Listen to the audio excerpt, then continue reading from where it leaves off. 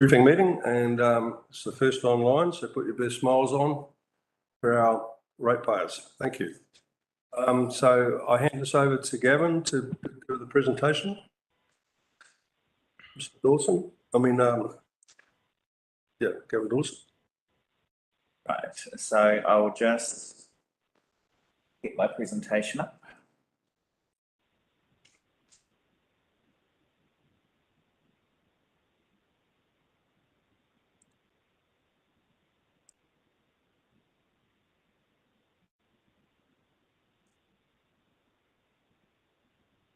All right, so we've got that. Good morning, and it's going to be a bit of a long morning, just hearing me drone on. So I welcome your feedback as we go through this. A lot of this stuff, it can get a little bit dry, but it is really important that we get it right. And we essentially in this phase, we're building the building blocks that the rest of your work gets built on. So it's really important that we get it right, and that as Jason has said, that if we need to allow more time. If we don't, then we don't. But it's really important that we get it right, because what we don't do properly here will impact something in a year and a half, and we go, oh, all right. So yeah, so that's the aim of this morning. So the first item on the agenda is elected member remuneration. So your pay. What I sort of need from you is to pull together the proposal for your pay, and we'll take that to a council meeting in November, ideally. So I'll just for your benefit, just remind you all about how that's set. So remuneration is set by the Remuneration Authority in Wellington, and they set public officials' salaries and allowances.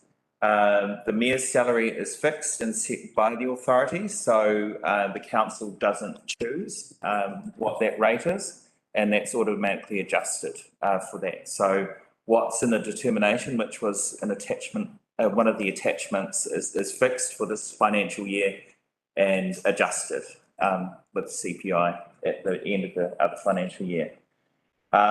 We have a total pool of 413,017.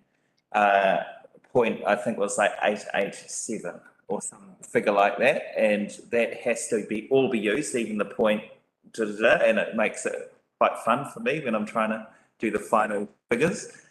That will include has to include the deputy mayor and remaining councillors. So I guess the factors that we need to talk through and remind you all is really critical to that figure, because it gets quite low.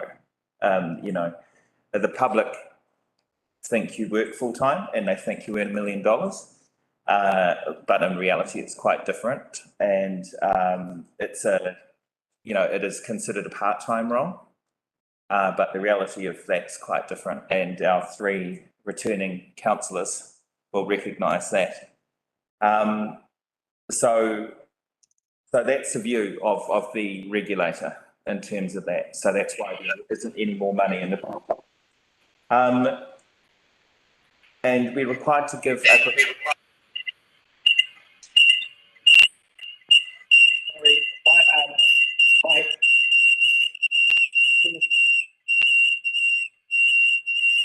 Technical problem. Here's Feedback from the phone, I think. I don't speak that language. Mike. I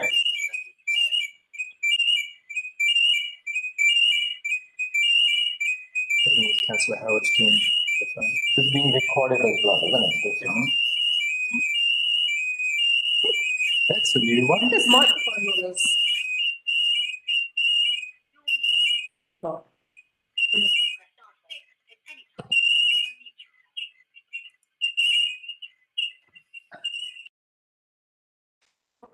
It's Mike. Okay. All right. So apologies for that. We've muted that, and I'll just share my screen again.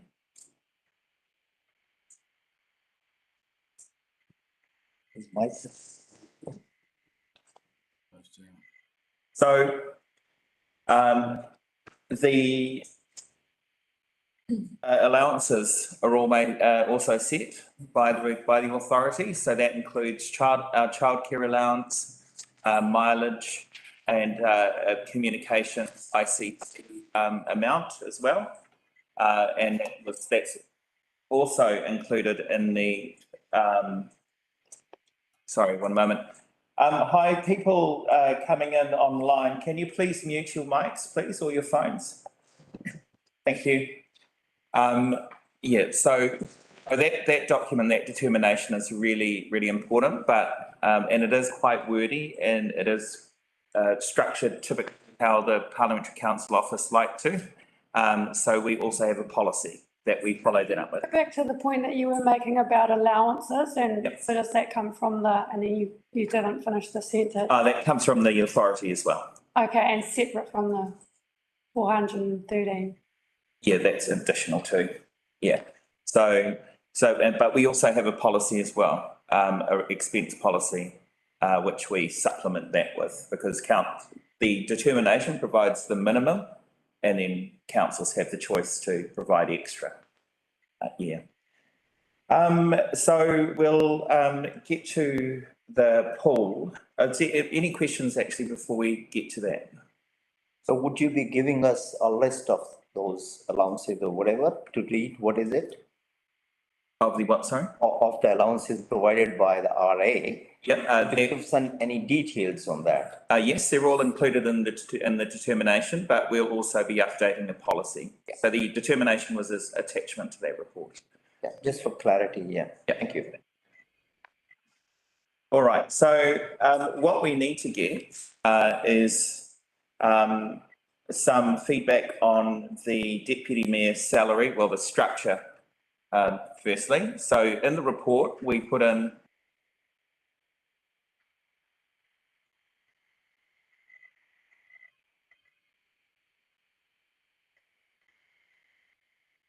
Sorry, the sound's gone for me. Yeah, no, me too. And we. Back. and then we can pull together figures. However, Sorry, Yes. Gavin. Excuse me, Gavin. Can you hear me? yeah, Yeah, sorry, you cut out for us online just then. Can you just repeat what you said about determining the structure? yeah. So in the report, it went through the semi-flat structure, which is what the council last tronium had, and it outlined the advantages and disadvantages to that. It's a nice, easy system and fair system to implement, but there are other options that are listed in that report. So we are looking for feedback on your preferred options there, and we can go away and do that, because this is a council decision. It's not an officer decision, and we need that clarity. Just to ask, and that comes back to the meeting of the 30th. Yep, at the 30th. Thank you. Yeah.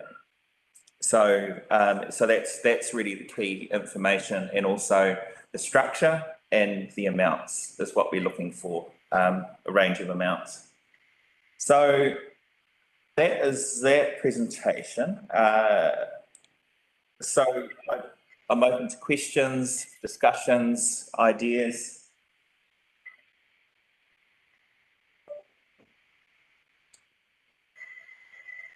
And the base amount to work from has been included in the report as well. So I believe it was 60,000 for deputy mayor and 43. Before 133. Okay, any further questions on that?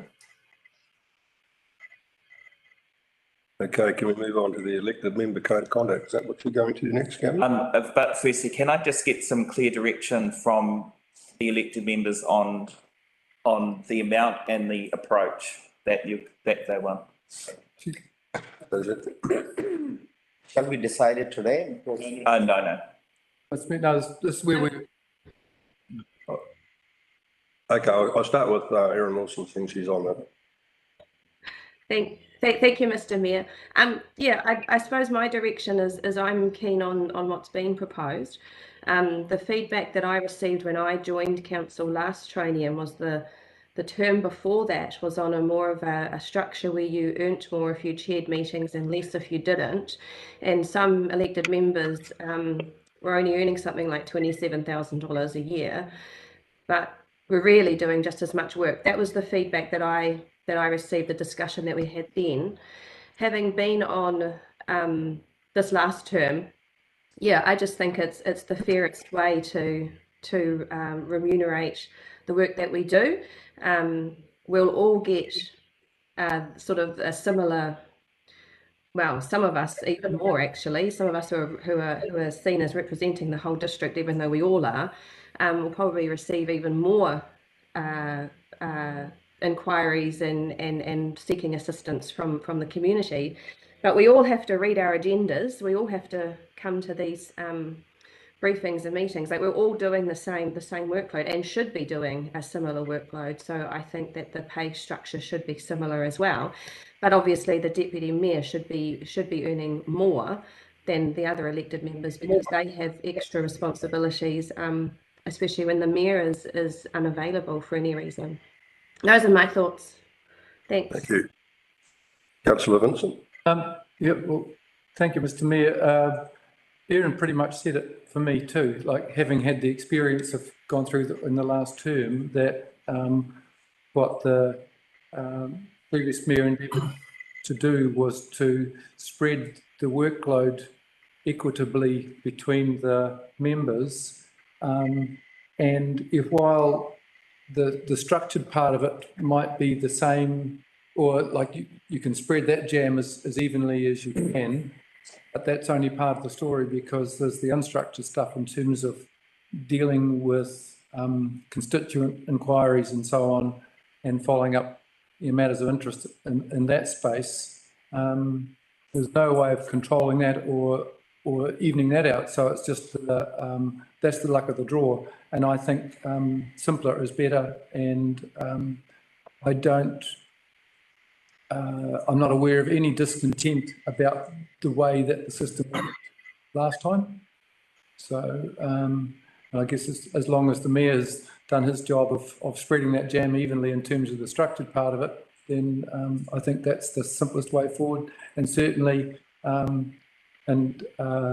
as Councillor Larson, as the deputy mayor might feel a bit awkward about speaking to it, given that he's up for extra payment, but I think that also is equitable as well in terms of the extra responsibilities and likely workload. So that's my thoughts. Thank you. Further questions? Mr. Nair? No, I'm endorsing. The mic for me. Okay. I go to Mr. Nair. Okay. Mr. Nair first. So I'm endorsing the views per se in terms of equality of pay regardless of how much work they do. But it's not about money anyways. I think we came not for money, we came with a purpose to serve the community. So money is one thing which should not be discussed to that level. I think the first thing is to do some work. And yes, it should be equitable. And it's very hard to actually pinpoint what committee and how many committees to justify the amount. So I think it is quite fair. So I endorse the views, but just with the little clause that it's not about money, it's more about doing service to the community. Thank you. Councillor Howard. Thank you, Mr. Mayor. I would agree with the first two councillors and defer to experience, and I think that is the equitable process for us to follow. Thank you. Councillor Larson. Yeah, thank you, Mr. Mayor. Once again, I had the same experience as Councillor Wilson-Collins and Councillor Vincent. It was much fairer to have a flat structure and let everyone be remunerated on a similar basis. And everyone brings different strengths to the table, and cheering is one of them that some people will do, and some people may end up later in the triennium also cheering something as dynamic changes occur in the council. But I also agree with Councillor Nair that it isn't about the money entirely because, these numbers come out at about $3 an hour. So it's a little bit about money, but only a little bit of money.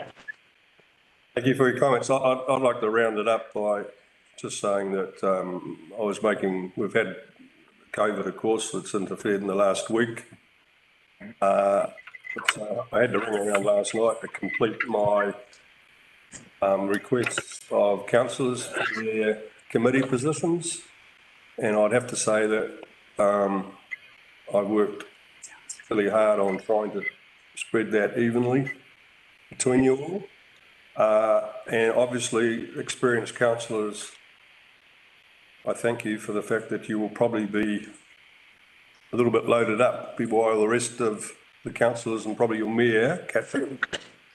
But the door's always open for discussion, and let's have a council that does work for the community. And as you said, Mr. Nair, very well put, we're not here for the money. Thank you. I agree with all of that and what's been said about it being equitable and we all share the roles and all of that. So yeah, I'm happy with that. Thank you. Yeah, just total what everyone said and totally in agreement with what, especially our councillors from previous. I'm happy to go off their advice. Okay, thank you very much for that discussion. Do we move on to Gavin, if you can take us through the elected member code of conduct. Is that the next on your agenda?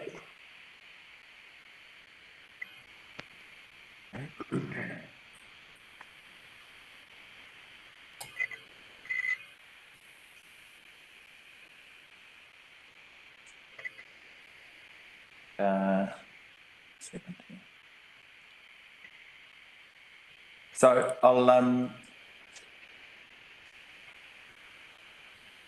oh, there they are. So with this, with the code of conduct, the review, we review the code of conduct every training. And it's just to bring it up to date with what's happening in the sector, bring it up to date with legislation. I guess the big thing I would like to impress upon everyone is that the code of conduct is your document. It's one of your few tools that you have as elected members to keep each other accountable and to keep and for staff to keep EMs accountable. So with the proposals in there from LGNZ, it's up to each council what they include in the code of conduct, but it's really important that it's a document that you all own, because you're not your contractors and you're not employees. The mayor doesn't employ you, so there's no legal mechanisms, and this is literally the only way. So it's really important that it's owned. With this, there is one, I guess, one important feature of the review, which as a staff member, I would be very keen to see in, and that is the process of assessment of complaints. Because councils across the country, well, at the moment, a complaint comes in through the CE, and then a complaint's made, and then it goes to an independent investigator, and they will establish whether it's material or immaterial. And what can happen is that it could be immaterial. What can happen is that it could be, but the money spent is the same as if it were material. So there's a huge cost if there are immaterial claims made. And so councils across the country have forked out tens of thousands of dollars for something which is going, oh no, that's fine. Yeah, there's no weight to that complaint. So what the sector has proposed, and what I think is really good structure, is a two-tier. So what would happen is a complaint would come through to the CE as per process, and then an independent assessor would see it first and they'll go, okay, is it material or immaterial? And if it's material, then it can go on to an investigator, or it can be resolved through mediation or a discussion or something like that. So I think it's a lot more collegial, a more collegial process, but also cost saving as well. So the other ones, the other noticeable differences are the differences around spelling out what breaches a claim. So a lot of the human rights elements in there. It emphasises the legal structure of the country around treaty as well, and Gavin, can you mute everyone? You have the authority as a administrator. I think if you go to mute and I'll mute. that drop down. Yeah, just mute it and then you'll be fine. Yeah. So so it spells out quite clearly possible breaches, and as you've seen there in the, I think it was on page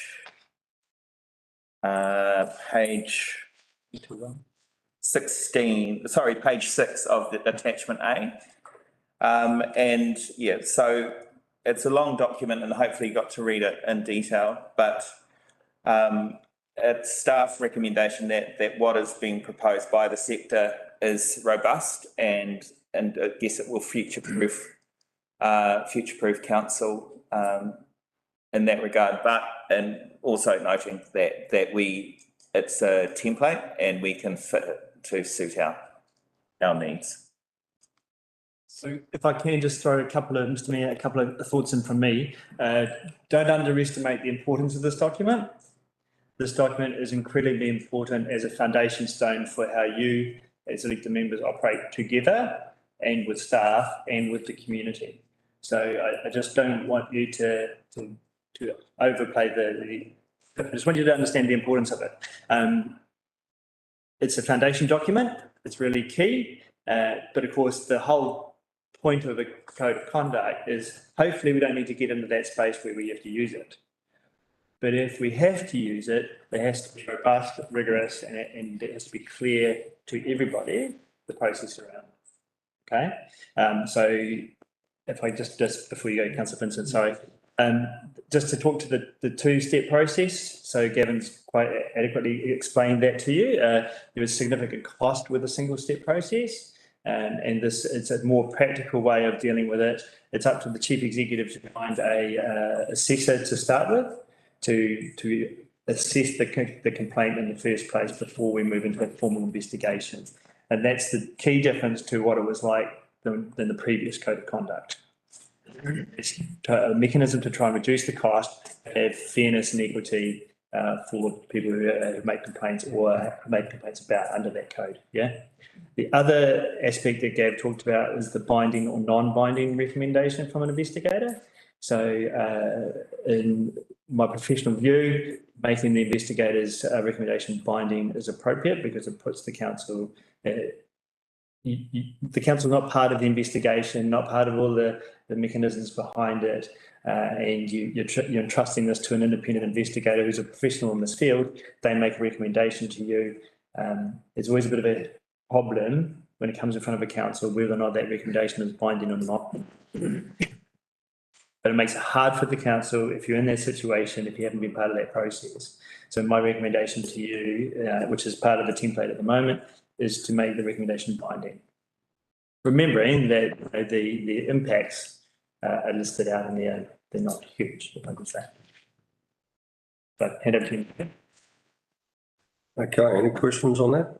Councillor Paniora? Two things. My general thoughts off the bat are that I wouldn't be open to, well, and this is just my preliminary thoughts, but a binding recommendation. It should be an investigator's report should be separate from being the quasi decision maker. The second thing is I'm all for a structured two-stage approach. My questions around that would be one, how that how that process would work with the assessor. So would it be assessor and goes across?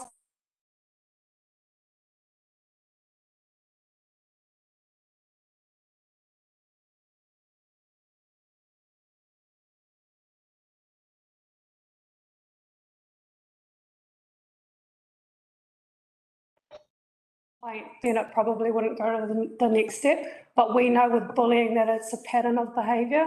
So something that is trivial in one instance may over time become more than minor. So I would be all for the assessor having historical, trivial complaints when they're assessing it. So I'd like to look a little bit more deeper into exactly what the process around that is. And so through you, Mr. Mayor, we talked to that in the next item with the investigators. Okay. If I can, Mr. Mayor, just to respond, from a chief executive's perspective, really important points. The assessor needs to be have a flow-on effect for the whole term. Absolutely, 100% agree for that equity factor. We're talking to people across the region, the other councils across the region. We're definitely doing that as far as investigators go. The assessor's a slightly different scenario. It could well be, I see in the report, it suggests perhaps the independent chair of the Audit Risk and Finance Committee could be used, that sort of thing. But yeah, taking your points. Yeah. Councillor Vincent. Thank you, Mr. Mayor. Just an observation, like at the end of the process, it may be seen by some as a toothless tiger in terms of the sanctions which might be applied as a result of the code of conduct, but there is still the court of public opinion, which might be a bit more telling in its consequences. So that's something for members to bear in mind. I think that's all I need to say about that. Thank you. Councillor. Just in terms of binding and non-binding nature, and you're suggesting binding nature based on independent assessors, do you have any obviously history tells you the future most of the time. So in your term, have you come across many instances of these referrals? Because they cost a lot when you take an independent assessor. It's not the penalty, or is there cost as well? They might charge you 20,000, 30,000 to give you an opinion on one of the complaints. And then you said make it binding, then there's further consequences to that. So historically, would you tell us how much money has been, or how many instances of these things has happened? Okay, 3 years, Mr. Mayor. Look, in the last term, for example, I can recall at least 3 instances of the code of conduct being used. Only one of which came in front of the council. So that was in September of this year. I can't tell you the figures off the top of my head as far as cost goes, but there was one particular one that was significant in cost as well. Remember the previous code of conduct, which is in your agenda, doesn't have that two-stage process. It goes straight to an independent investigator. The two-stage process is designed to try and lessen the burden, the financial burden on the council in that space, to assess, have a look at gatekeeper to assess the complaint in the first instance. You're suggesting a new structure to us? Yes. Okay. Yeah. Thanks. So that's the key difference as well, because of that cost element. Councillor Madison. Through you, I think that if it's binding, there has got to be a provision for appeal. I think it would be wrong that council should decide on these by the way of delegation to a committee that's presumably unaware of many of the facts that would be divulged in a court of law. Most of these complaints, I'm sure, are really of people venting, and if you give some attention to it and have some discretion, well and good. But if you're going to have a binding outcome, you're going to force any enlightened people to take it very seriously at the start. And often it doesn't need that. So I would oppose it being a binding non-court decision. Okay.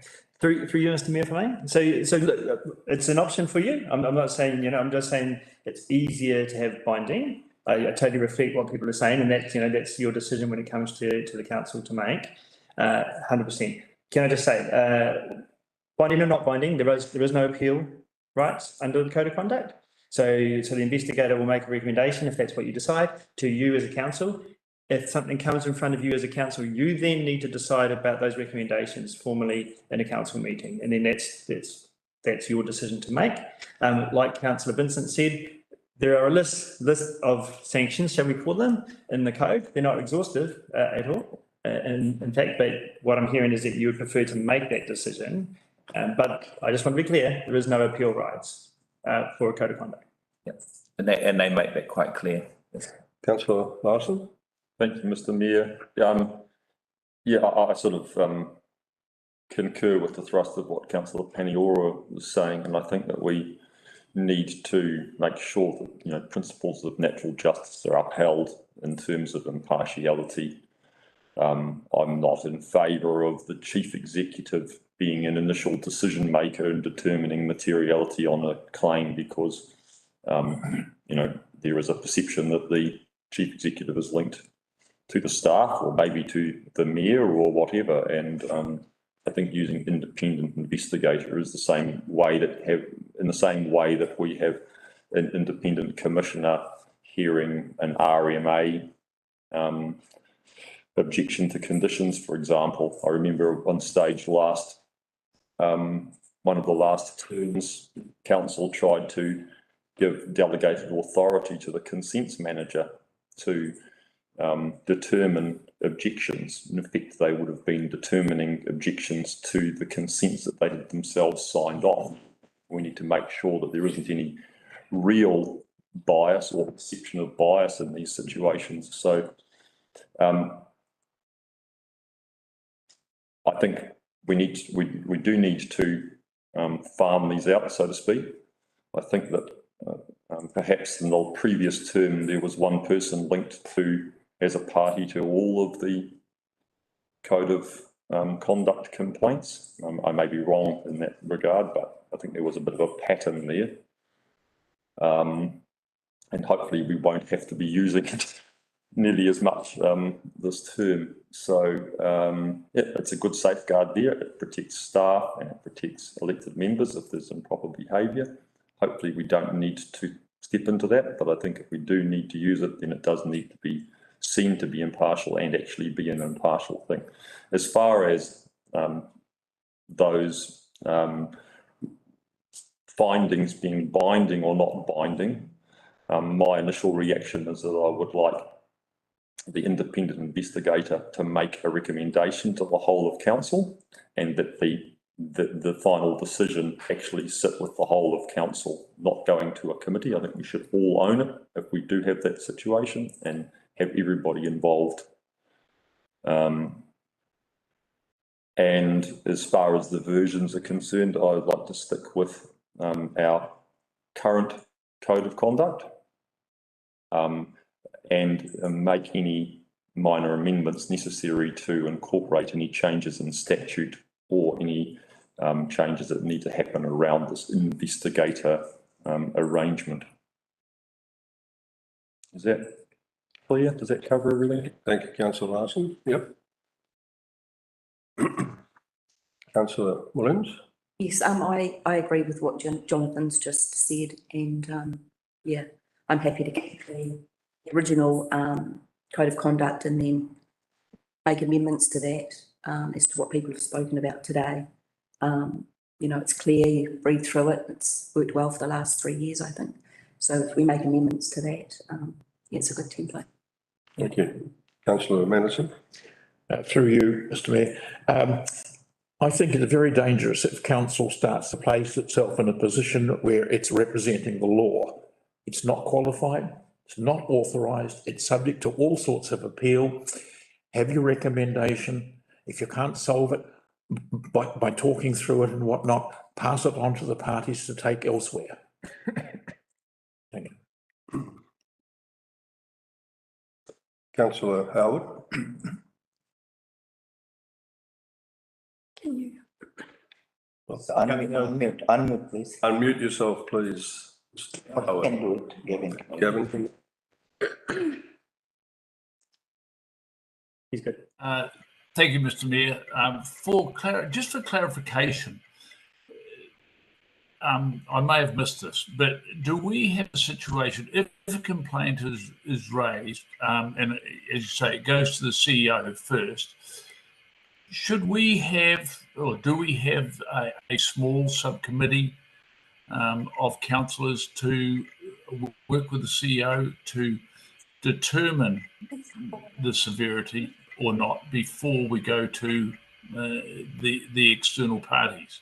I tend to agree with the tenor of everything else that has been said with the members, but I wasn't sure about that first step or where the determination is. And I certainly agree, if we can get away from going full on with a major investigation and we can determine it ourselves internally, that's great. But just what mechanism there is for that, I'm sorry, I might have missed that.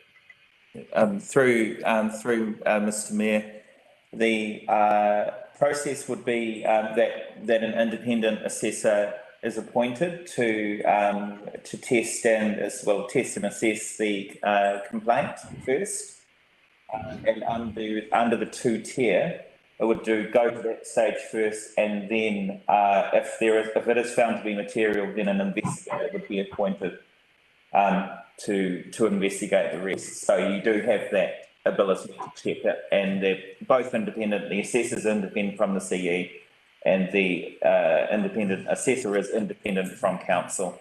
So you've got that clarity in those clear lines. Thank you, Mr. So thank you, Gavin. I think that my question really related to before that appointment of the independent assessor. Is it possible to have, and maybe it's wrong that it's council determining council matters, but a small panel of councillors, appropriate councillors, to determine whether we need to go, in fact, to the independent in the first instance. You talked about earlier on about the relative severity and obviously the costs, but I think that due process needs to be seen to be done in the first instance anyway. So that was all. I just wondered whether it could be in the hands of council to actually help to determine that level of severity.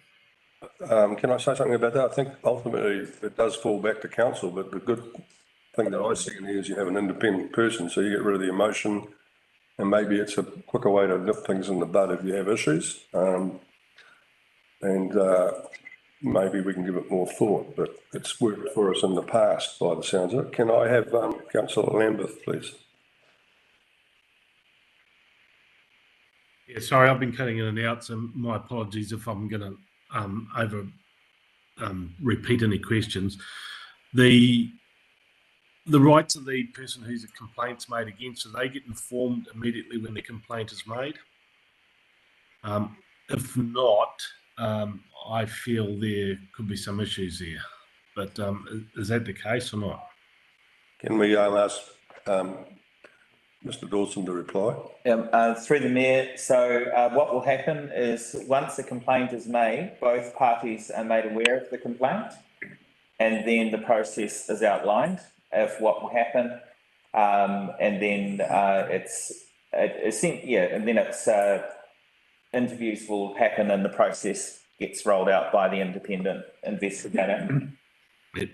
Through the Mayor, thanks, Gavin, but is that written in procedure that both parties are informed at the same time?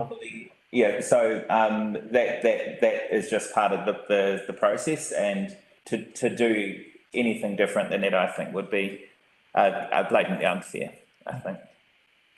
Okay, any further questions? Councillor Vincent. Thank you, Mr. Mayor. Just a half-formed response to Councillor Howard's comment. Maybe there, and acknowledging what Councillor Larson said too, is there an approach of enabling that two-step process as being recommended to us, but the confirmation of the materiality or otherwise of a complaint perhaps being determined by the mayor and deputy mayor in concert. Problem with that is that one or other of those people may be the subject of the complaint, so that arrangement would need to somehow address how that situation's handled, because from actual experience, I think the mayor was the subject of at least one code of conduct complaint in the last term. And so the system would need to contemplate how that could work. But I just think it's some way of a gatekeeper role, which is cost efficient and timely, without having to have a formal meeting of the full council to determine it, so the thing can proceed. But at the same time, there is oversight by the governance body through the person of the mayor and say. So that's not a complete answer, but I just throw that in the middle and see how that might. I'd be interested in what Councillor Larson thinks. I think. Yeah. Sorry, Mr. Sorry, I think Mr. Maris wanted to make comment there. Through you, Mr. Mayor, if I could. So my counsel to you would be history has shown throughout local government New Zealand that having that gatekeeper role, should we call it, to quote you, in an elected member space is really problematic and can create all sorts of issues internally with you as a team as well. And it's problematic in that, you know, the complaint could be against either the mayor or the deputy mayor in this business as well. Then what do you do? Sorry, so what LGNZ have done, they tweak their template every term to try and resolve all of these long-standing issues that do come up through the term, right? So hence the two-step process or the single-step process here. My advice to you would be to strongly keep away from that gatekeeping approach, actually, and to make sure that an independent person, and the assessor is not a costly, the whole idea of assessor is not to be costly, it's supposed to be simple, provide that consistency to make a judgment on the merit of the complaint in the first instance. But they're going to be professional people who do that as by way of nature. Keeping that independent from the rest of you elected members and the council in total is a wise approach. And so my counsel to you is to go down that path rather than involve elected members at the start of that process, which would be highly problematic in the long term. Thank you, Mr. Maris. Councillor Wilson's been waiting there with her hand up. Over to you. Thank you, Mr. Mayor. Yeah, Mr. Maris has actually just said what some of the stuff I was waiting to say. It really needs to be independent from our team. A code of trying to make a decision about a code of conduct about the people that you work with can create all sorts of risks, and I just wouldn't like to be involved in any sort of process like that at all. In regards to the code of conduct document itself, though, a lot happens in 3 years. I believe our current code of conduct document is out of date, and I am actually in support of adopting best practice and taking on board the new template that has been provided by LGNZ. I do agree, though, excuse me, I do agree, though, that if there is any way to reduce those costs for what turn out to be the code of conduct complaints that turn out to not be material, then I totally agree with that as well, because we, yeah, more often than not, that has been shown last term, code of conducts were found to be immaterial, and yet that's a burden of cost. Yeah, it's a new term, it's a new council.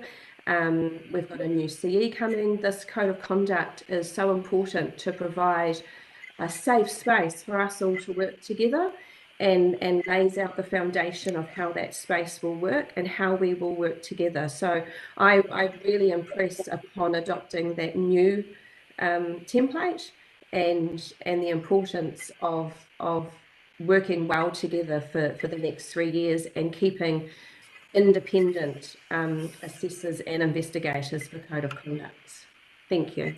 Thank you, Councillor Wilson. Councillor Larson, you I was just really, thank you, Mr. Mayor, I was just really going to reply to the idea about the mayor and deputy mayor, and my position remains that I think it should be independent of the council, and it could be perceived as not being fair if there were two members making a decision on something like that. Councillor Vincent. Sorry to keep, occupying your time, Mr. Mayor, you're doing so well, keeping us brief.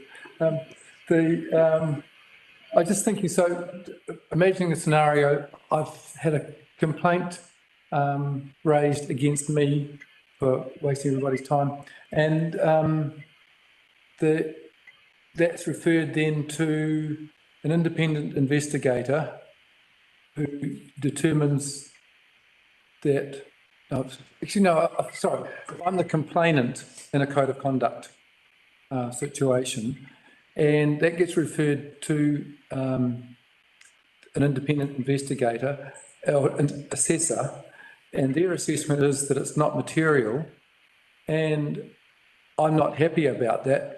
And the answer is, well, someone from looking in from the outside looked at this, and in their honest opinion, it's not material, so suck it up. And that's the answer, as opposed to that decision having been made by the mayor and deputy mayor. That's because, if that was the answer they came back with, well, that's because they don't listen to me anyway and they're against me or whatever, and they don't like what I said to them or some such. So I'm just sort of working it through in my head as to how that would play out, and I can see the concept of it. As your mayor, I think it's an important backstop to avoid conflict and litigation that council needs to avoid in terms of cost. And my hope is that we don't end up in those situations in the first place. If I can run a council where everybody's views are respected, obviously we won't always agree, but it's a process where we need to have considerate input. Thank you.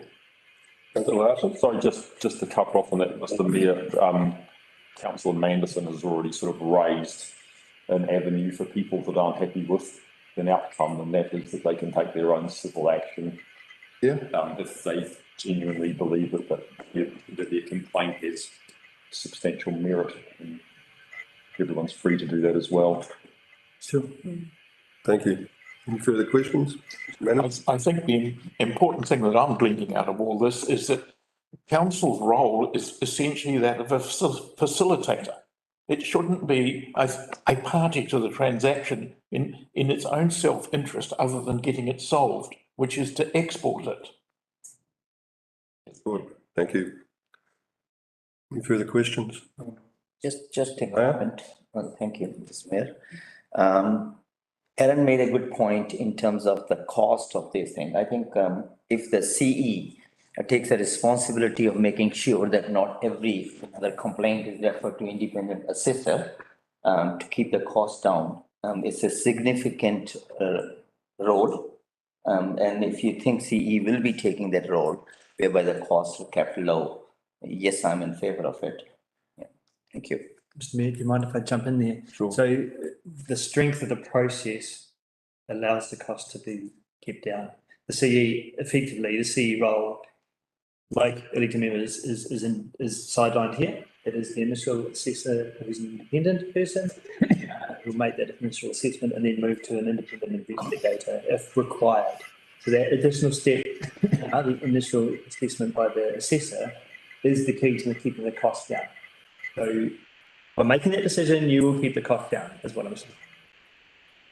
Councillor Mayor, you want to like extra step on top of the assessor, so you want it to go to the CE and then the assessor and then an investigation? All I'm saying is, as Aaron pointed, and as I'm conscious of the fact of in the role we are, and as Councillor Vincent mentioned, there will be many instances of complaints and all. So every complaint It's a code of conduct, in a triennium and 3-year term would then be referring all of them. And I'm very conscious of the cost of all those complaints being first assessed by independent assessor. And I would like to know how much bills we have paid to those assessors in the last 3 years. And I think it is quite relevant in the role we are, without going into too much hypocrisy of saying who is doing what, to keep a system which is efficient. And if it's a complaint in the space of which CE can resolve, they should be able to resolve it. As a CE, they're quite competent to decide whether it should go to independent assessor or not. Thank you. Could I ask Mr. Maris? Can I comment? Yeah, sorry, Mr. Mayor, thank you. Through the last few years, I just need to give you a bit of history, right? So the CE used to be in that gatekeeper role in previous iterations of the LGNZ Code of Conduct complaint. That became a very tenuous position for the CE to be in. And that is because you, the council, employ one person, the chief executive. So then the chief executive was placed in a position whereby they had to make a judgment on the behaviour of their employer. And that is a very difficult place for a chief executive to be in. And it proved to be problematic over many years. So what history has shown is LGNZ has moved away from that. And that's why you're moving towards a more independent process and approach, which is stronger, more robust. And this additional step that's been recommended by LGNZ is to reduce cost too. So I just wanted to give you a little bit of history behind that. That's pretty clear and well discussed. Have you any further points to add to that, Mr. Dawson? No, I think the direction's quite clear that we've got, and we'll go away and work away a draft. Can I just leap in? Sorry, Mr. Mayor, about this. I just want to be clear because there have been a couple of councillors who've said they prefer the original draft with amendments, so the previous code of conduct with amendments, and a councillor who said that preferred the LGNZ new up-to-date one.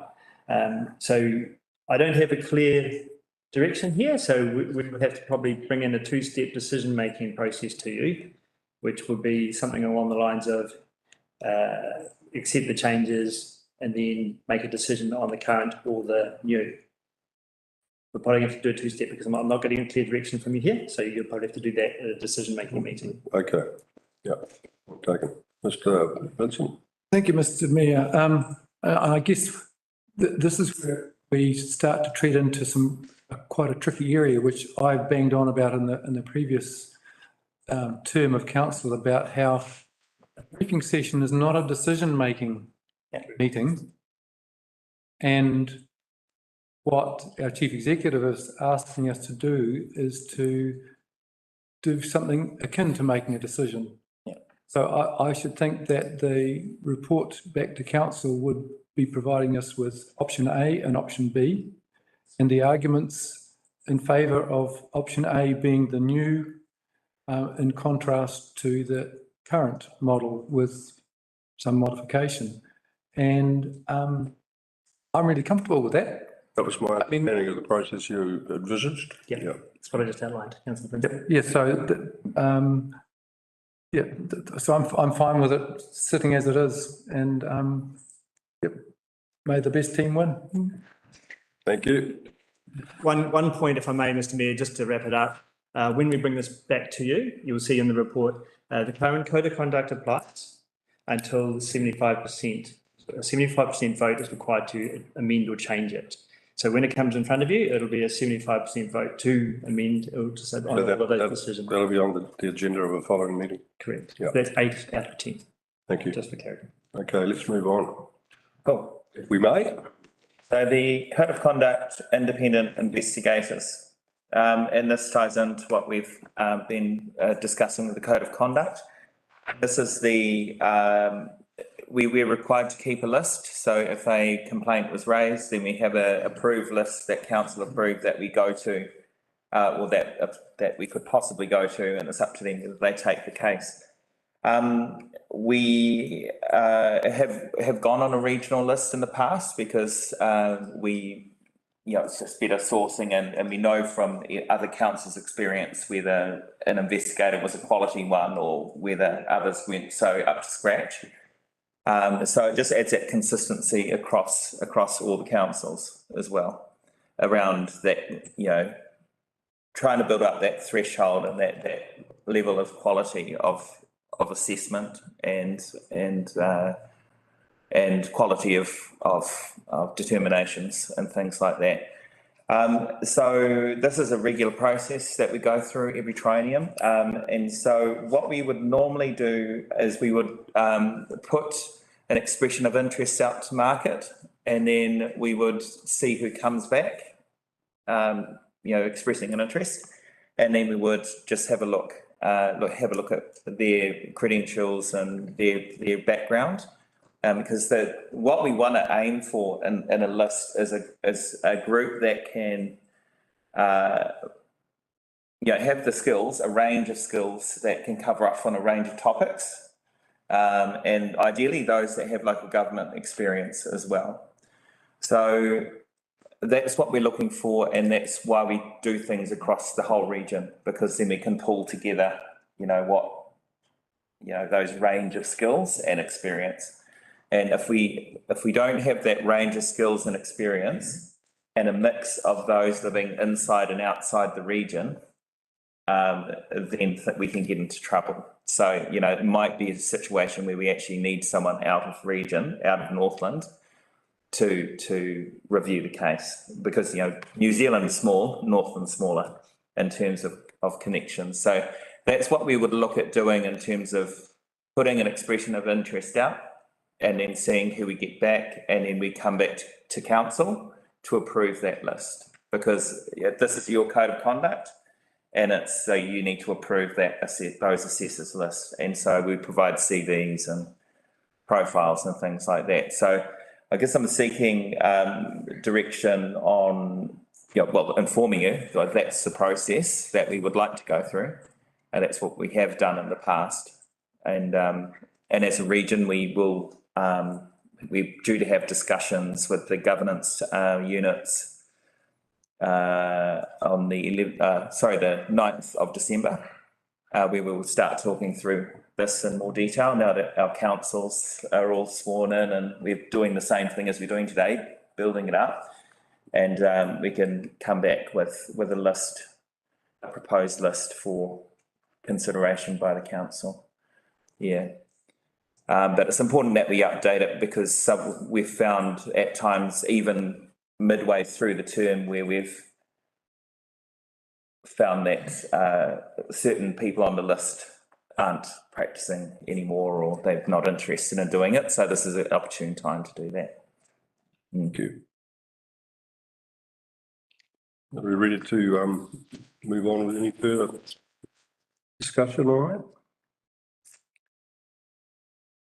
Does that complete that first period of your presentation? Yes, thanks. I'm happy to take questions. Okay, shall we move forward with what we were going to do after the break? We'll have a short break. Maybe we'll have a short break.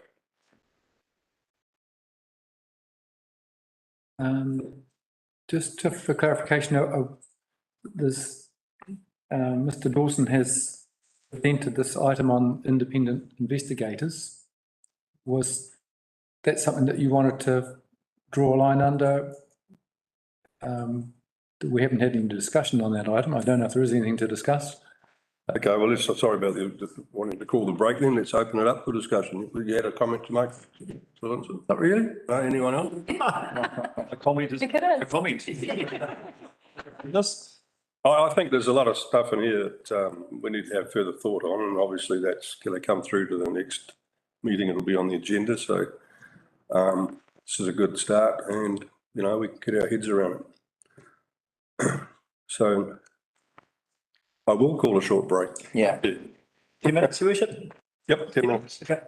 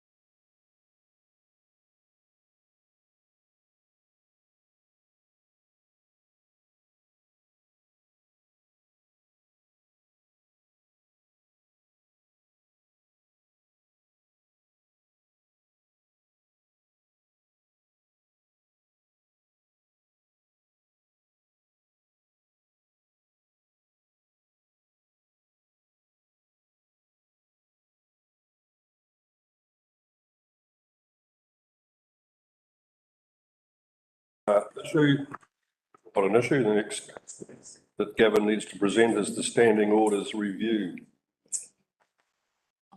Yep.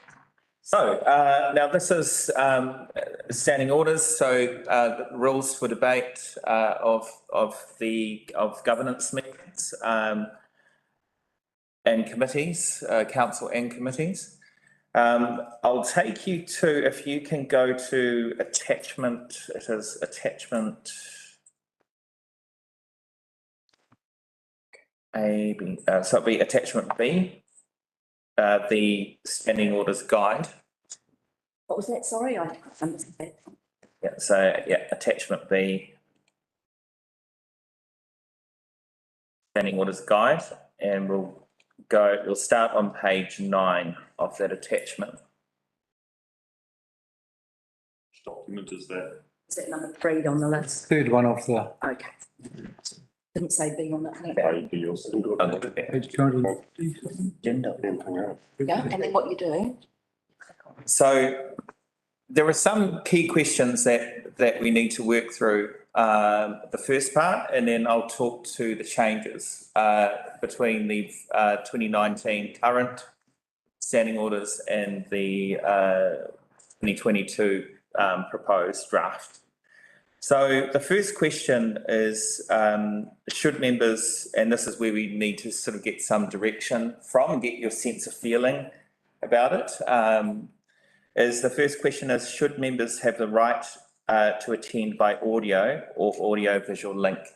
So the current, under current standing orders, if they're not present in the room and they're not present in the room, then quorum isn't met and they're not present. When we had COVID, that changed everything.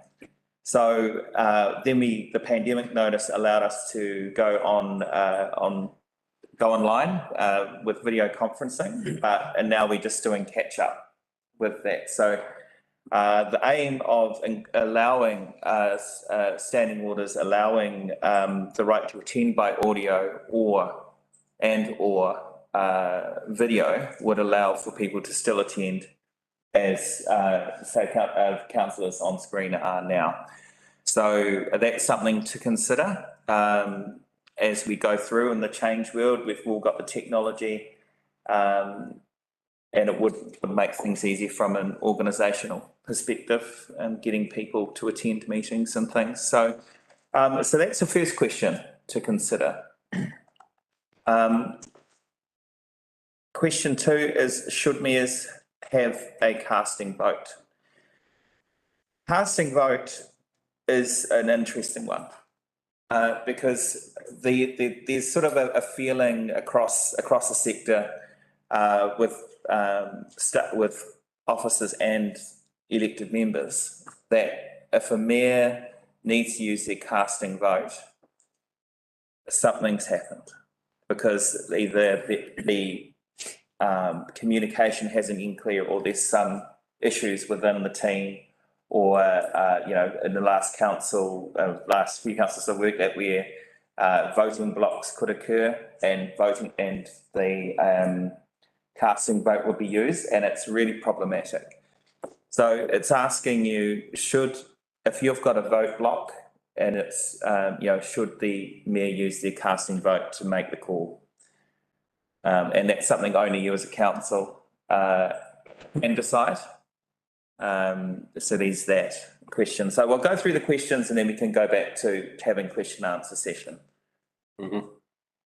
Question 3, speaker moving.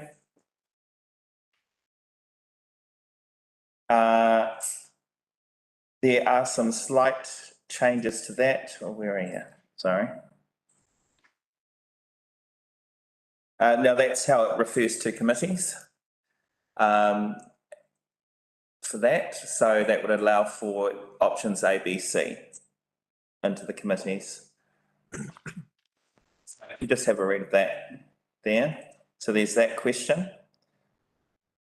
Can you just point us to that page again? Oh, sorry. That's on page, top of page 10. Agenda page 261.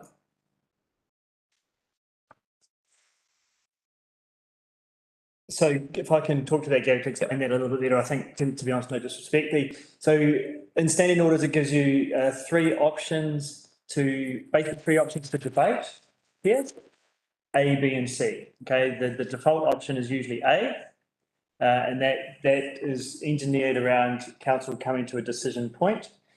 So that is you speak once, and then once you speak, you can't make an amendment to the option, right? To the motion. It's all going to become clear over time. It might sound like gobbledygook for now. Option B is a little less more than that. It relaxes the restriction slightly, and then option C is what I call the laissez-faire approach, when you can move amendments, you can speak multiple times, and all that sort of approach. What I want to say here is standing orders. If you look at option A, which is the most formal and it's the most directive, but also probably most efficient, it engineers the council towards making a decision quite quickly. And that's really important in times when decisions can be quite complicated or controversial. It allows the council to move through that decision-making process in a formal way rather than a more collegial, longer, I don't want to use collegial, but a longer process whereby you get to speak more than once. So that option is in standing orders, those options, and they remain in there. I think option A is the default option for the standing orders. So that's sort of a little bit more detail around that in particular. Councillor Vincent. Thank you, Mr. Mayor. I think I read somewhere in this item that it was making a quick decision on this was discouraged, that we should be having some opportunity to perhaps run with the current option, so then members would get the experience of how that actually works out in practice. And then maybe sometime next year we come look at this. So I suppose I have a question. When was it intended that this would be put forward for adoption on an agenda? My understanding is we're looking at November council meeting, depending on your feedback today, of course. That was the original plan. Can I just say a couple of things on that point, Mr. Mayor, through you? So we're looking at standing orders training in end of January, and we'll go over that in a bit after the briefing. Now, the reason behind not doing it straight away is to give you a feeling for how a meeting works in the first instance. That's the kind of feedback we got. People would like to see the meeting work and see how it goes. So then you can make sense of the standing orders and the training. Happy to take your advice. The current standing orders apply until they're changed. So, you know, we can still run with the current standing orders. The idea would be to bring it to you in November, but it could be brought to you later on if you so feel that's a need. So the default at present, like the current set of standing orders is option A, isn't it? Correct. Oh, it still has the options. It's the same approach. It has A, B, C in there. It's just A. And you can make a decision in a meeting to change it if you wish. On the day, you can do that. On the day or on the item? On the item.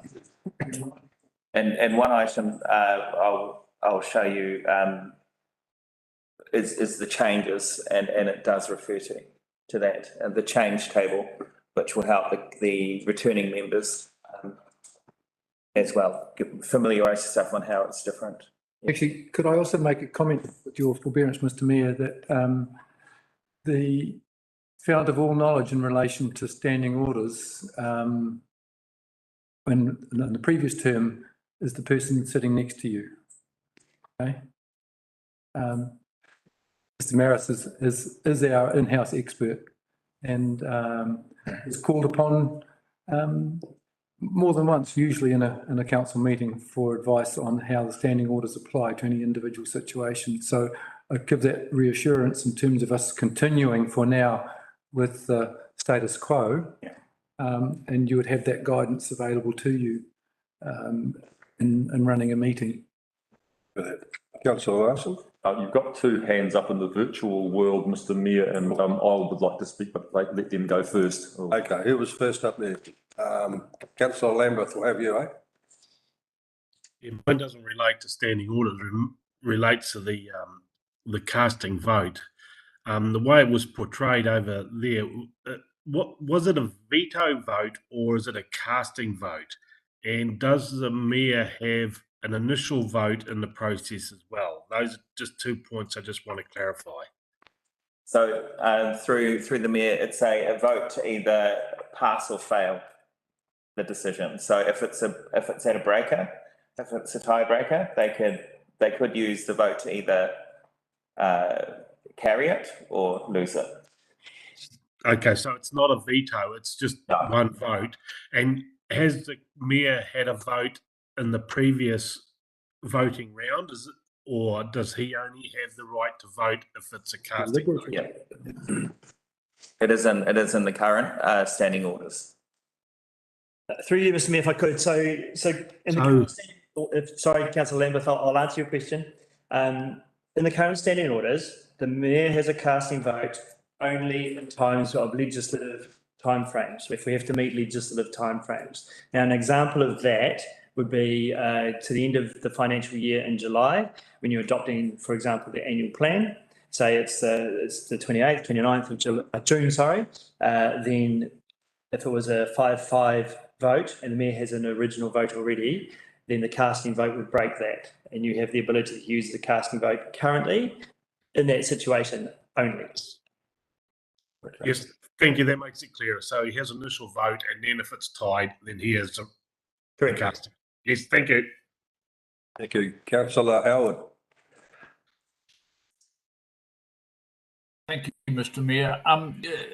Without wanting to take up any additional time, I would defer. I'd be interested to defer to our experienced team from the past council on the second matter of the casting votes, etc. I think that I certainly have a view. I'd be more interested to understand whether they found that there was a lot of time wasted, in fact, as has been suggested, through option C, or that the process of making a decision was much more enhanced by option A. I think that I've been through both scenarios. And frankly, I mean, I think that if there's a discussion, there needs to be full discussion, and you know, circumstances can change through the point of a discussion, and I do tend to feel that you should hear a discussion out to its finality and have all parties being able to participate. So, you know, that would be my view, is that I'd be interested in the views from the councils that have been there previously, and of course, the current CEO. Thank you, Mr. Mayor. Thank you, Councillor Howard. Councillor Larson. Thank you, Mr. Mayor. I don't recall any situation in the previous term of council where we suspended standing orders. So we always operated under standing orders. I think it's simple enough under our existing standing orders to either operate under standing orders or suspend them if necessary. I don't think we need to have multiple layers of that, as has been proposed. As far as casting votes are concerned, in the previous council was very rarely used, and as Mr. Maris has referred to, only for that specific situation. I think we do face a slightly different situation now, in that the previous council was an odd numbered council and we now have an even numbered council, and so we could get tied up more regularly, and so that would be a consideration about whether we do need a mayoral casting vote to use on a more standardised basis. So that's a conversation that we need to have. I don't know whether the Chief Executive's got any guidance on that or any thoughts on that. We could ask him. Through you, Mr. Mayor. Look, it is, I agree, if it's a tied vote and the possibility of being a tied vote 5-5 is higher, obviously, with an even numbered council, right? So 5-5 is a possibility. If it's tied and there's no casting vote, then the motion's lost. right? So then that's how it works. That can be problematic, obviously depending on the topic that has been decided upon. And so the minimum I would suggest would be to have, if there's a legislative timeframe type thing, then it would be good to have a casting vote in that space. I totally accept, actually, that if that is the will of this council, that if you want to have the mayor having a casting vote, that is kind of normal practice around local government in New Zealand, actually, to sort of break those deadlocks. And it obviously puts the pressure on the mayor. Thank you. Councillor Erin Wilson.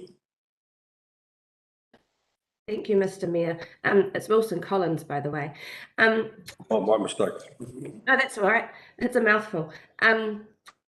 I just wanted to add just on Councillor Howard's questions there about how standing orders worked last term, and I felt they were very effective. Coming in as a new councillor, it is very strange and alien to start with, but once you get your flow going and you realise that by the time you're actually coming to a decision-making meeting, you've been through a briefing, you've read 2 agendas at least about a topic, you've had discussions and asked questions of the staff. By the time you get to speak, you've generally formed some opinion and taken all that sort of all that evidence into account. So when it comes to the debate, you've had all that preparation already. And yes, you do sometimes, and I personally have had this happen to me. You speak your mind and then you listen to everyone else and you actually end up changing your mind as to which way you're voting, which is how it should work. But you don't necessarily need to speak again. So I think as far as efficiencies go, the standing orders that we currently have worked really well, and it just takes away. Yeah, it just takes away the people waffling like I am now. It takes away the day just going on and on and on. When it comes to those decision-making meetings, there's a huge agenda to get through. There's a lot of decisions to be made, and it's a big day. It's a really big day every month. So yeah, I'm just in support of what we've done so far. As far as the casting vote goes for the mayor, yeah, I agree with Councillor Larson that yes, we could end up in a few more situations where, because we're an even number of elected members now, where we are split down the middle. Time will tell on that, I guess. I don't actually recall, even though people were quoted as saying the mayor used his casting vote, he didn't actually. It just happens to be that when there's a division, he's the last one to vote. So if something was even until he voted, then it went the way he voted. So I think there's a misrepresentation as well about when that casting vote is actually a casting vote. So yeah, I'm not saying it didn't happen, but it happened so rare that it wasn't really a big deal in the last term at least. So those are my thoughts anyway. It's efficient, it works, and yeah, as Councillor Vincent said, we've got Mr. Maris here to advise us. We don't need to be experts on it from day one. He's there to advise us and help us through, and once we get it, it works really well. I mean, I'm a nerd, so I prefer these meetings to sort of, community meetings now where everyone just free-for-alls and talks for hours and hours. So thank you. Thank you, Councillor Wilson Collins. I appreciate your wise words from the past. I will say that when I went to the Mayoral Forum in Wellington and talked to other mayors, one thing that came through was if you're running well-run council, the mayor actually very rarely has to use his casting vote. So hopefully our decision-making will be done on the same lines where we have, the workshops that you discussed, things that we have will help us make unified decisions. Thank you. Can I have Mr. Nair? Yeah, so mine is, I agree with most of the things as they always do. And I guess being an even number is not a premonition to having all those casting vote ideas. We are coming with a very positive attitude, and as Erin Wilson mentioned, we would have done the agenda. And I think coming to standing orders, of course, there are a few newbies. So I agree with Mr. Mara's opinion of having the training before we look at changing the standing orders at all. So I'm in favor of status quo. In terms of casting vote, as I mentioned, also status quo in the fact that it should be cast only when there is a statutory limitation rather than on every matter. So I'm taking it very positively in terms of even numbers, and also the fact that we need a bit of training before we start meddling with affairs of standing orders. Thank you. Councillor Vincent. Thank you, Mr. Mayor. With your forbearance, I'd just like to, rather than ask a question, just share with the other members, particularly the new members, what my experience has been. And speaking as a former staff member, the structured approach taken with the last term was by far the most structured approach to debate in the council chamber of any that I had sat in on in the previous 20 years odd.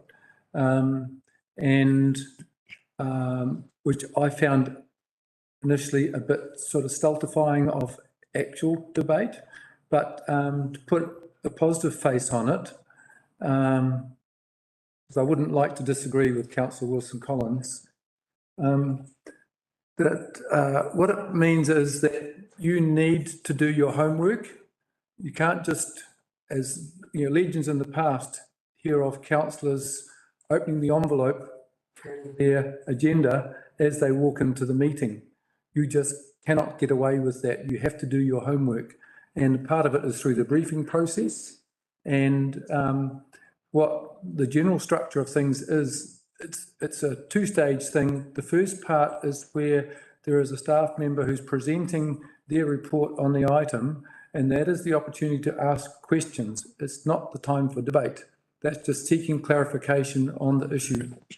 And then when there's no more questions, as facilitated by the Mayor, then that staff member sits down, sits back, and it's the opportunity for the mover and the seconder of the motion on the table to speak in support of the motion.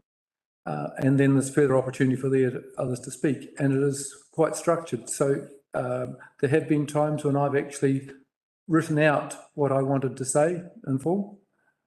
The code of conduct was one of those. So that you need to have be clear in your thinking, yet, as Councillor Wilson Collins has said, you go there with your views, but you need to be open to what others have to say as well. And that's where it can be a bit difficult. It might be out of the discussion that someone's had that there's an idea in the room that like surfaces that no one's thought of before now, including the staff, as an option or a resolution, which in terms of standing orders, because you've already spoken, you can't do that, and you can't propose an amendment.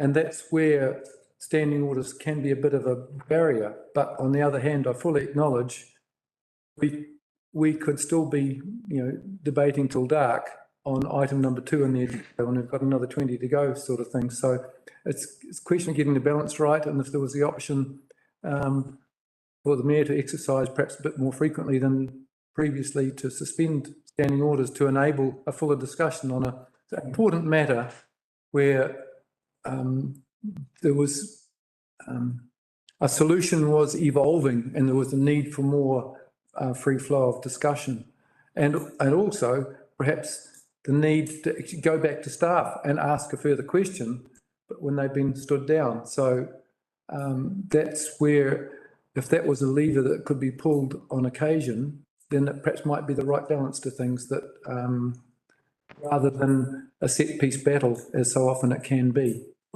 So that's my thoughts on it. Thank you. Can I just finish off in terms of providing feedback?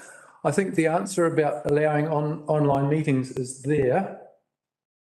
Like, I think it's essential in this day and age that we have to be able to allow for people to attend and participate in meetings and be counted as present when they are online. And on the casting vote, I think the discussion's already covered on that. And, and I've already said my bit on standing orders, which option to apply with. And that I would favour a bit of a deferral, and then we actually take that step of formally adopting until the members have had the chance to experience it as the status quo. Thank you.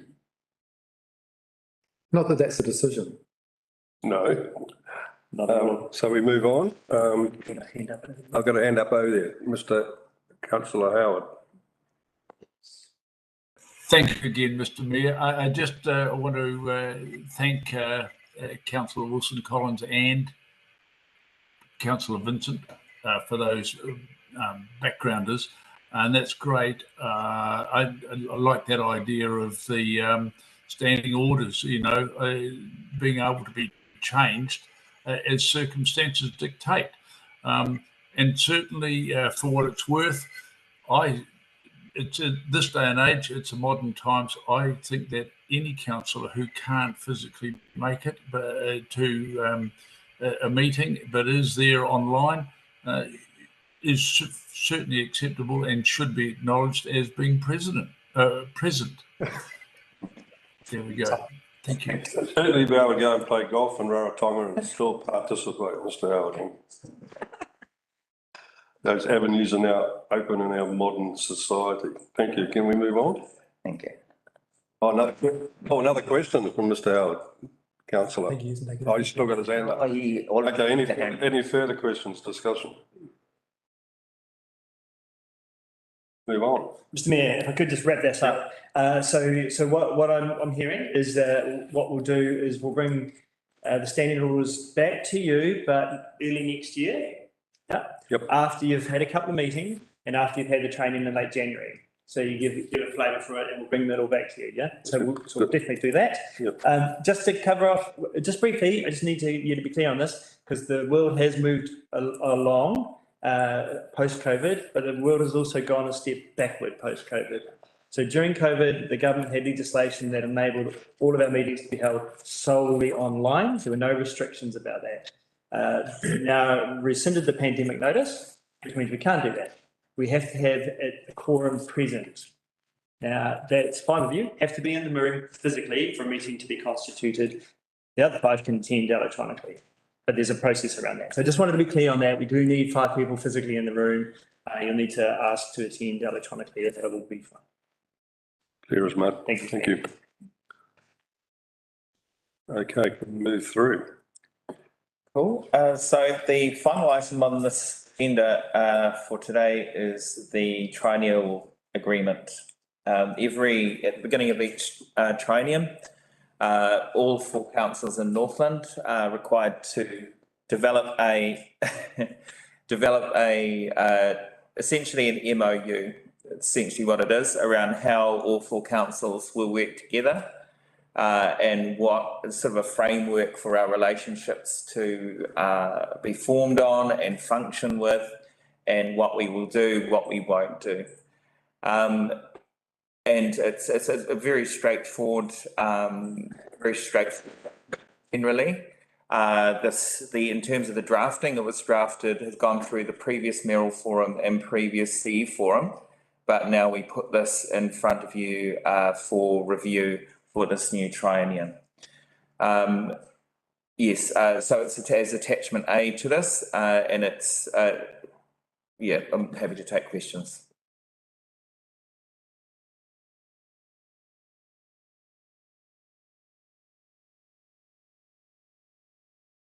And the process, the process from this point would be if you do have any feedback, then I take that feedback and then provide it back to NRC as the lead council for this, and then discussions would happen to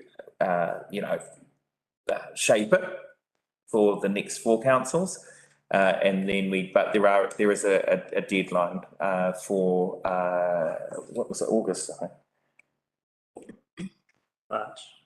March, this year. So, this is another one to ponder on and to have a good read. But the governance units are quite keen to progress this item because it sort of sets the term as for how all the 4 councils work together. So those committees there that work together, there's the Joint Climate Change Adaptation Committee, the Joint Regional Economic Development Committee. Yeah. And the Northland Civil Defence Emergency Management and the NRC Regional Transport Committee. Those are the ones we're talking about? Yeah. Yeah, okay. Oh, Councillor Vincent. Thank you, Mr Mayor. Just a question to Mr Dawson, like, is this significantly different from the current triennial agreement? No, they're not too large. I couldn't actually comment on what has changed, to be quite honest. But from the briefing we had at the CE forum about 4 months ago, there were only very minor tidy ups. Minor change, I think, was the inclusion of the Regional Economic Development Committee, that sort of stuff. And during the 10th. And the Joint Climate Adaptation Committee. But fundamentally, it's the same as it was before. It's a step required in legislation, yes, annual agreement.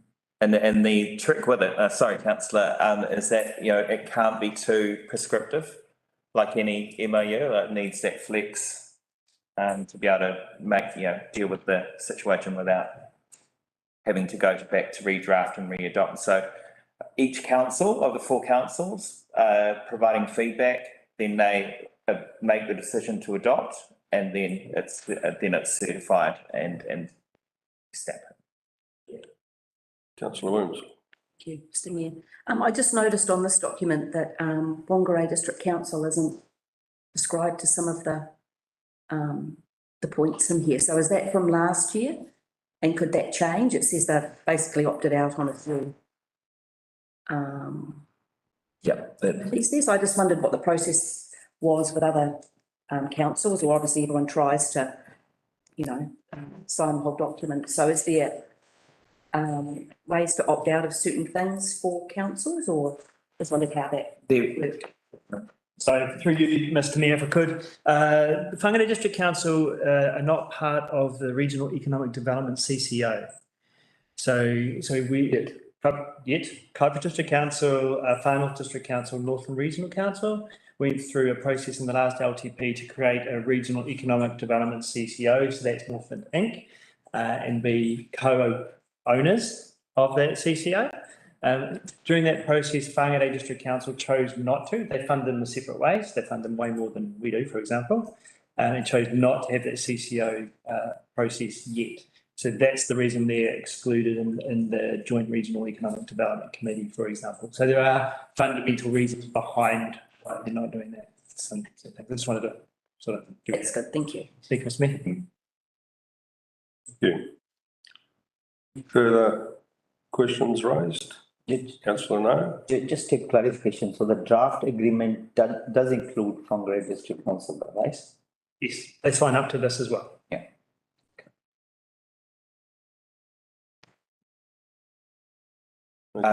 So we would, if there's any feedback on this, feel free to send it through to me, email it through, and then I can pull together a document that has all of our feedback from KDC, and then we can start sending it through the relevant parties. Yeah. Perhaps if I can be so bold, give a date, Gav, say maybe a week feedback structure, so you can go back to NRC. Yes, that's fine. Wouldn't mind some electronic feedback to Gavin and close the business next Friday. That'd be fantastic. Okay, so we've continued. Have you completed? Yes, sir. I've got nothing further to add. Okay, so you've given us a lot to consider in the upcoming weeks or so. I hope our COVID people recover quickly. It's good to see you still up and running. And Gavin, Jason tells me that there's an opportunity for us to upgrade or upskill on our IT, and have any more questions about how we make ourselves work more efficiently. And so we've got our expert here in the back who's available. So without further ado, I'll close the meeting. Thank you. Thank you, Mr. Mayor. For our elected members online, if you wouldn't mind just remaining online for a little bit, that'd be great. And Gav, if you could perhaps stop the public briefing at this point. Good day.